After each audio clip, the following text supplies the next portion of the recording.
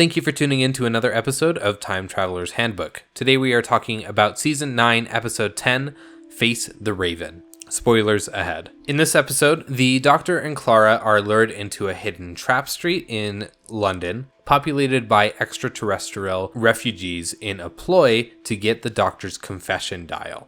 Rigsy, a friend of Clara's, ends up with a countdown tattoo on his neck that counts down to the moment that a shade will kill him.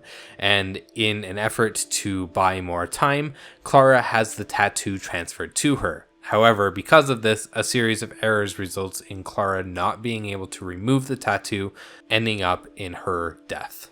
The countdown tattoo is created by something called a quantum shade, and the tattoo itself is called a chronolock. I think there are some interesting time travel implications of a chronolock that I wanted to explore a little bit more here in this episode. First, presumably, a chronolock cannot be escaped by time traveling away from the shade. The quantum name of the shade gives the impression that it can go through time, travel through time, as well to eliminate its target. Meaning that without a way to remove the chronolock, it will always happen. This is all based off of the biological clock of the person and not the actual time of the area that they're in. Second, because the subject of the chronolock cannot time travel to get away from it, the chronolock presumably creates an exact time that the subject will die. I would like to think that, and this is the interesting thing that we can talk about here, I would like to think that these are predetermined events, meaning that essentially when a chronolock is created, it creates a fixed event in the future at an exact time that the subject will die by the quantum shade.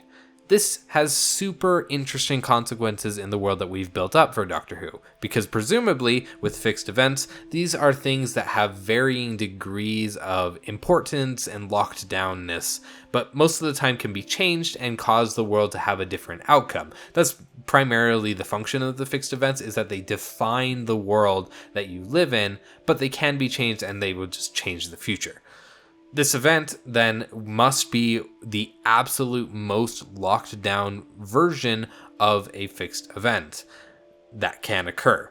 Meaning that having this thing not happen would either cause the universe to end or cause a very serious paradox to occur until the event was made right. This is one of supposedly only two beings that have the power to manipulate fixed events. The previous one being in Turn Left that we discussed previously. In Turn Left, the being could create an alternate universe where they could manipulate the fixed events by changing certain events. But in Face the Raven, the shade is causing events in the real world to be fixed without the interference of parallel universes or timelines. So I think this is a super interesting addition to the lore of Doctor Who, and something that we can explore further in other mediums as a kind of oracle. You know, if you see the future, if you know what's coming, then you have prescribed that thing to happen, and escaping that fate is dangerous. And that's something that's obviously used in a lot of places, but it's interesting to see it here in a world that doesn't have determinism,